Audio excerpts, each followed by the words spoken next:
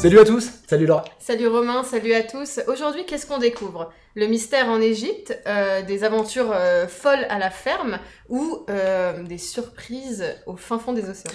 C'est un petit peu tout ça en fait parce qu'on va découvrir les nouveaux de la gamme Mini qui vont rejoindre Little Battle et Farmini, les deux premiers qui étaient sortis. Et en fait, c'est nos petits jeux de voyage qu'on emmène partout pour des parties très rapides. Mais pas seulement rapides, ils sont aussi très futés. Et maintenant, pour tous les âges. Ah, pour tous les âges, ouais, vraiment. Là, maintenant, ça couvre vraiment de 4 à 7 ans. Donc, vraiment, on a tous les âges dans la gamme Mini. Et du coup, on commence par lequel? Parce que les trois me donnent envie, du coup. Alors, rassure-toi, on va présenter les trois, mais on va commencer limite par Tentacolor, qui est pour les 4 ans et plus. Donc, c'est un jeu de 2 à 4 joueurs qui a été pensé par David et Panissa et magnifiquement illustré par Cécile Lebrun à l'aquarelle. L'aquarelle, donc ce mélange de pigments, de couleurs et d'eau qui forment des mélanges diffus de couleurs donc magnifiques et qui retranscrit parfaitement ce qu'a vu Davidé quand il a été se promener au fin fond de l'océan. Ah ouais, il a rencontré la vraie Tentacolor? Oui, et c'est pour ça qu'il a voulu nous faire partager cette aventure de ouf, donc en créant le jeu Tentacolor. Et donc, est-ce que tu peux nous expliquer le but du jeu? Alors, le but du jeu, c'est qu'on est des petits explorateurs, donc on est en train d'explorer le fond des océans, et on va avoir des cartes qui vont être distribuées de tentacules, donc qui vont avoir diverses couleurs. Le but du jeu, ça va être de trouver des combinaisons de couleurs et de faire le plus grand tentacule. D'accord, et une fois que tu maîtrises ce niveau-là, tu peux aller plus loin avec des variantes ou avec des nouvelles cartes. Ouais, c'est ça, tout à fait. Il y a des variantes, comme tu le dis, il y a des variantes de difficulté. Donc, il va y avoir un requin, un banc de poisson, des petites choses qui vont arriver en plus et qui vont augmenter la difficulté. Et donc, automatiquement, on va dire compliquer les choses pour avoir ton tentacule. Trop bien. Du coup, ça me donne envie d'aller faire une petite baignade pour aller croiser Tentacolor. C'est clair, d'aller barboter un petit coup avec elle. Ensuite, je pense qu'on peut continuer avec Happy Families. Donc, c'est un jeu pour les 5 ans et plus de 2 à 4 joueurs pour des parties d'environ 10 minutes. C'est un jeu de Olivier Sipierre et illustré par Anthony Moulin. Tout à fait, c'est un jeu qui nous plonge totalement dans l'Égypte antique. Donc on va vraiment découvrir le monde des pyramides un petit peu, et grâce au dieu Hapi, qui a besoin de notre aide cette fois-ci, on va l'aider en fait à libérer d'autres dieux pour qu'ils puissent se retrouver et de nouveau jouer ensemble comme à l'époque.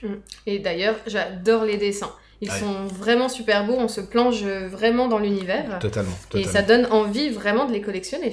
C'est le but, ça tombe bien, donc c'est vraiment ça. Le but, ça va être vraiment de rassembler, de regrouper le maximum de membres de divinités de chaque famille pour remporter la partie et essayer d'aller le plus rapidement possible. On sent en plus que Olivier, c'est un peu un explorateur et qui a l'air un peu passionné par l'Égypte. Enfin, d'ailleurs, moi-même, quand j'étais petite, je voulais être égyptologue. Bon, on voit que je ne le suis pas. Mais on apprend au final plein de choses parce que dans le livret, on peut avoir des explications sur les différentes divinités. Donc, je trouve ça super cool aussi que les enfants puissent aller se renseigner et apprendre que les personnages qui sont dans le jeu ont, entre guillemets, réellement existé dans l'Égypte antique et apprendre plein de petites choses en plus, quoi, tout à fait. Exactement. Du coup, est-ce que tu peux nous montrer alors brièvement, on va pour la première, parce qu'en fait il y a divers placements, mais on va prendre le premier qui est la pyramide, mais on construit une pyramide selon les règles égyptiennes, ça c'est hyper important.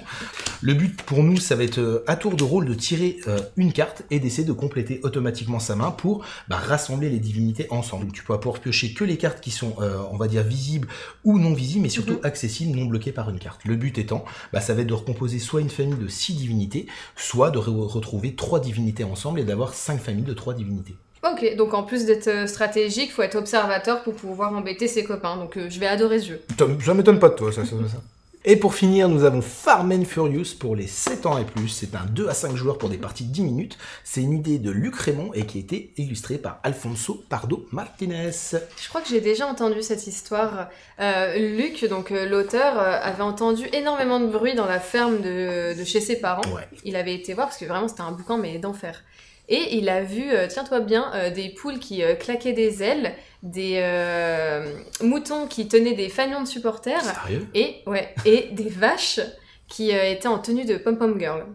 Et il a complètement halluciné, donc vraiment il a regardé la scène avec attention pour vraiment essayer de créer le jeu le plus fidèle possible à la scène qu'il venait de vivre un peu. Tout à fait. Voilà, donc ça se joue par équipe, et d'ailleurs est-ce que tu peux nous en expliquer comme tu viens de le dire, il y a plusieurs équipes, donc vous avez l'équipe poivron, l'équipe maïs, l'équipe carotte par exemple, et elles sont composées de 6 membres, donc vous avez le coq, la poule, le poussin, et chaque membre de l'équipe a en fait des aptitudes particulières, donc chaque aptitude va permettre permettre à l'animal d'avancer, mais chacun va jouer face cachée.